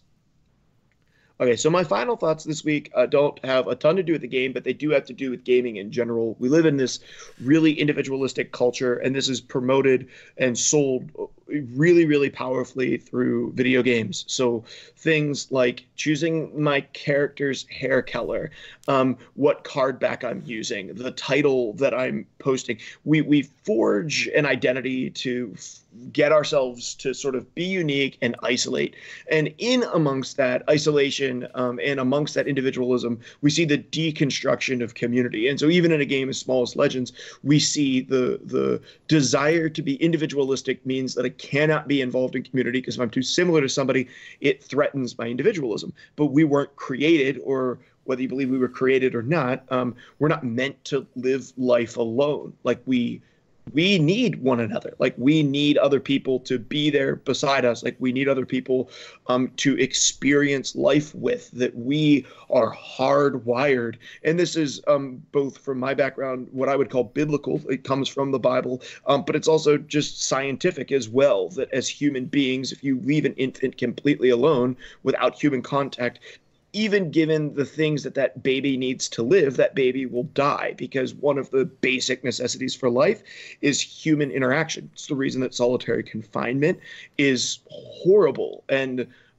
destroys people's lives and is an awful punishment, is because we need human interaction, that we were created, that we're hardwired for human interaction, for knowing one another, for experiencing life with one another. That's part of our makeup as human beings. So all of this is to say, for me, is to find community. The more individualistic that you become, like, don't just buy into that. I'm not saying that it's a bad thing to find things that represent who you are as an individual. But if we become obsessed with becoming that individual, we're obsessed with that. Like, I'm that top 100 player, or I'm obsessed with, I'm that title hunter. I'm obsessed with these different things that make me into an individual. It can fight against the basic human necessity for community. And so find community. Set aside the keyboard, set aside the iPad, set aside the controller. I'm not saying that online community is a bad thing. It's a good supplement for genuine community. But set aside those things. For goodness sakes, do what DBN did this weekend. Set aside the games and go to experience life with other people, where we talked about before the show, you drove up to just go hang out and invest and spend time with your friends, with people that you care about and people that care about you. We're coming into the holidays, and this is a season where people who are largely attracted to individualism and largely attracted to the gaming community, typically people who are introverted, typically people that are deeply analytical, who are starving, absolutely starving for community, racked with anxiety, oftentimes struggling with depression, because they don't allow themselves the human interaction, whether the lack of trust for people or whatever it may be. I work with this all the time. My heartbeat is to build community. And if you're not a community cultivator yourself, like, find somebody who is and just freaking attach to that person, because there are certain people who naturally generate and create community around them. Find someone and become part of that community. So my thought for this week, and obviously, like, I could preach it, right? That it's clearly something I'm passionate about. It's a preaching point for me. Find people to find human interaction with, trust people, engage with people, be hurt by people, enjoy life with people, embrace supporting one another, and embrace the support that you get from other people. Find people and live in community with them. There's very few things in life that are more rewarding and more life-giving than genuine community. Yeah, that's my thought. That's my soapbox this week. You got anything on that, DBN? Anything to add to my thoughts, closing thoughts? No, actually, I really don't. I think that it's just, I mean, it's all true. I mean, I think back at the times of my life when I was, struggling with anxiety or depression, and it was usually because I felt disconnected and I didn't have that, interpersonal outlet. I'm not saying that you can't find some of that on the internet, and you definitely can. You certainly can. But I mean, ultimately, like, you need to, it's tough. I have a hard time being that person to branch out and go, hey, community that I would ideally like to be a part of, can I join? Right? That's hard. That's really hard. I will say, though, the best experience I ever had with that was I was in my last year playing Ultimate Frisbee at George Mason University, where I went to college. I was a senior, and I was playing, and I worked really hard all year. I lost 20 pounds to get really, really lean and fast, and I was so focused on myself. And I ended up kind of like closing a lot of doors. I wouldn't go to parties, because I didn't want to drink, because I knew I would, put on weight, and I didn't want the calories, and then I would go to the gym a couple times a week on top of a 4 to 5 day practice schedule, and I had my lifting buddy, but we didn't really talk about anything besides working out in Frisbee and something like that. And I became so focused on that. And I know it's not the same, right? But my community, in terms of playing Frisbee, wasn't strengthening me. It was a means to an end, right? So there's something to be said for being engaged with someone outside of a individual goal. I mean, in effect, I was, not using per se, but I mean, my teammates were there to advance my win condition of being a good Ultimate Frisbee player and finding satisfaction through skill, and being valued that way. And I just kind of realized as I'm getting into like the early spring, and I'm saying, man, I don't have friends. I mean, I have a lot of teammates who value me as a player, but not as a person. Not as a person, right? And I basically, my lifting partner was talking to another guy who I hadn't gotten very close with, but I'd been a teammate with for 3.5 years, and I'm kind of following them out of practice by myself, with my cleats in hand, and I'm walking behind them listening, and they're like, "Oh man, you want to come over and play Rocket League?" And I was like, "Man, I like Rocket League, or at least I'd like to play Rocket League." And I was like, "Hey, can I come too?" And how weird is that to have to say that? You know what I mean? But they turn around, they're like, heck yeah, man, come on out. And it was one of those things they can't have the impression I wasn't interested. Sure. That sure. I didn't care about them. You know? Mm-hmm. To a certain Yeah. degree, you have to look at your behavior patterns and say, am I coming off as somebody who wants to be engaged? And that may be why people aren't asking you to be engaged. And sometimes you have to change that narrative by turning around and saying, biting the bullet, maybe a little bit of pride, and say, hey, can I come play Rocket League? Because Dude, I tell you what, powerful. That's so powerful. Changing the narrative. Yes. right. Well, and I tell you what, guess who I just went and hung out with this weekend? Some Those dude you two played guys. Rocket League. Those Yeah. two guys. 4 years later, though they are among my best friends. I can't imagine, not texting them about goofy stuff, and yeah, it's hard. I just had a very similar conversation with a guy just today. We were talking about community. We were in a coffee shop, and he said, literally, man, me and my wife will get together with couples and we'll grab dinner together. And at the end of dinner, we're like, hey, will you guys be our friends? We're lonely. Would you just be our friends? And he's like, it's like this horribly awkward, difficult thing. And we really put ourselves out there. And it's like this define the relationship conversation you'd have with a girl that you went out with, the second time or whatever. He's like, but it was like this. We have made some of the absolute best friends. And we have this beautiful, incredible community around us now that it's vibrant and incredible, and we're living life together.